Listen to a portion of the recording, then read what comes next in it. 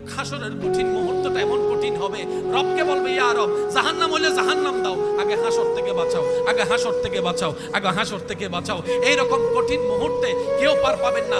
যতই আপনি ঝগড়া করেন আর তর্ক করেন, যতই অন্যকে ভুল বুঝেন, যতই অন্যকে জাহান্নামী মনে করেন, আপনি নিজেও জানেন জান্নাত পাওয়ার যোগ্যতা আপনারও নাই, আমারও নাই, রবের দয়া ছাড়া, রবের দয়া ছাড়া, রবের দয়া ছাড়া, রবের দয়া ছাড়া। এবার কোরআনের সূরা ফাতিহার 3 নম্বর আয়াতটা একটু খেয়াল করলেই আপনার আমার মনটা উদার হয়ে যাবে, বড় হয়ে যাবে।